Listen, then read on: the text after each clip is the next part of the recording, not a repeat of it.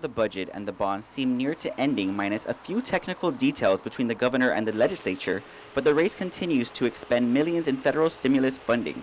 According to the Bureau of Budget Management and Research, based on a draft form until its books are officially closed for fiscal year 2012, GovGuam has received $236.7 million in ARRA funding to date.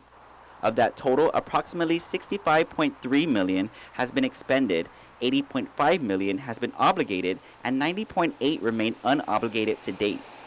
Relative to unobligated funding, an additional $60 million will be converted to an expenditure shortly after either the budget bill was signed into law or trustee services are contracted out in line with Public Law 31-40, both of which must be undertaken before September 30.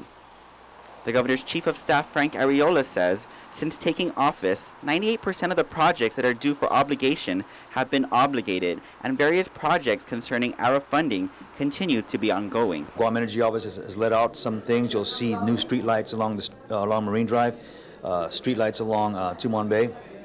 Government buildings will be retrofitted with energy-efficient lighting and air conditioning units throughout the government of Guam, and so those things are starting to be spent now. ARRA is part of the ARRA Rapid Response Team, which was formed by Governor Eddie Calvo in February to address issues relating to ARRA funding. The team consists of the governor's chief fiscal advisor, Bernie Artero, Special Assistant on Education, Vince Leon Guerrero, Guam State Clearinghouse Administrator, Eric Palacios, and staff from BBMR. He says the teams have met a bulk of the requirements regarding deadlines and procurement issues and are now going through the RFP and bid process.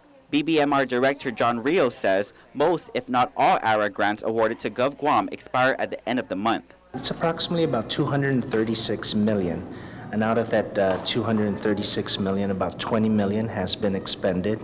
We're looking at, there's 130 that has to be expended by the end of December 31st of this year, and $60 million of that is with Department of Education. Rios adds that they are on pace to expend and obligate those funds between the end of September to the end of the year.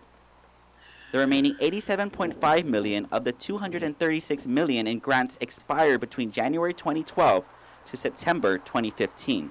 In April, the Office of Public Accountability had issued a report stating the possible threat that GovGuam could lose over $150 million in ARRA funding if action wasn't taken on or before September 30. Rios says this will only happen if it isn't obligated by the end of September. Some of it has to be obligated by September and expended in December. So once all the purchase orders and the contracts are completed, then they'll start spending the funds.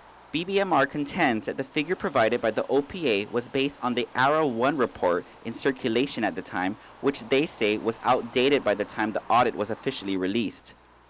They added incorrectly factored in available ARRA balances for Guam's ARRA grants, which extend beyond September 30.